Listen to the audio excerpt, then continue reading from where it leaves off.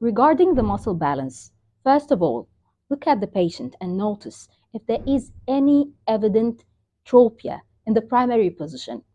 After that, look if there is any abnormal hip posture. Notice if you have ptosis or proptosis, and notice the type of glasses the patient is wearing. Is he wearing myopic correction or hypermetropic correction? And you can also examine the pupil to make sure that you don't have third nerve palsy. This is the beginning.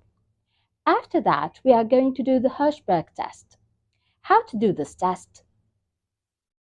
It's by directing pin light to the patient's eyes. The pin light normally is central in both eyes. It is central in both pupils. But if the light reflex is on the lateral or the temporal limbus, at this time you are having esotropia. If the light reflex is seen on the medial or the nasal limbus, then you are having exotropia. If the light is seen on the lower limbus, this means that you are having hypertropia. And if the light is on the upper limbus, it means that you are having hypotropia. This is the first step to identify the muscle balance. After that, we are going to do the cover-uncover test. This test is very important to identify the tropias and also to identify if the squint is unilateral or alternating. How to do this test?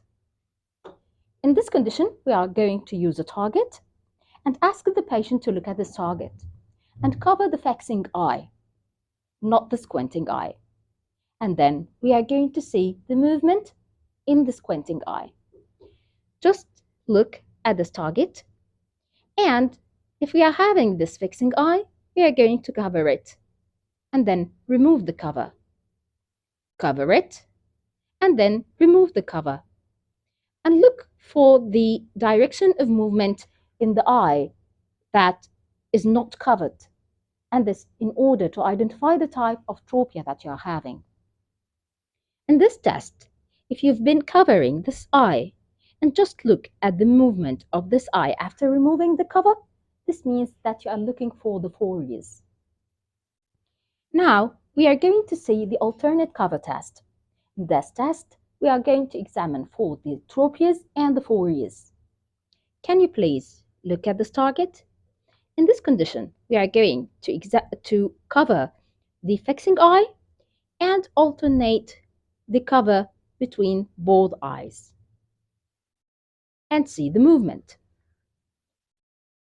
Actually, this test dissociates the fusion in both eyes, and this helps in showing the tropia and the foria that the patient is having. Now we are going to see these tests on real patients with squint in order to understand it better. And now we are going to examine the patient who has left exotropia. We will start with the Hirschberg test. If you can see, the light reflex here is central, but here it's nasal, which means that the patient has left exotropia. And if you want to identify if this condition is unilateral or alternating, we are going to do the cover-uncover test. In this test, I'm going to use an accommodative target and ask the patient to look at the target. ممكن تبص على الفيل. And now we are going to cover the fixing eye. بص على الفيل كويس. بص على الفيل. The eye is moving from out to in. And then we are going to remove the cover. See this? The eye had squinted again. So this squint is unilateral. He has left exotropia. Now, if we want to examine for both tropias and forias, we are going to do the alternate cover test. بص هنا يا فندم على I'm going to ask the patient to look at the target. بص هنا على الفيل and then cover the fixing eye. بص على الفيل كويس على الفيل على الفيل هايل هايل and then alternate the cover between both eyes.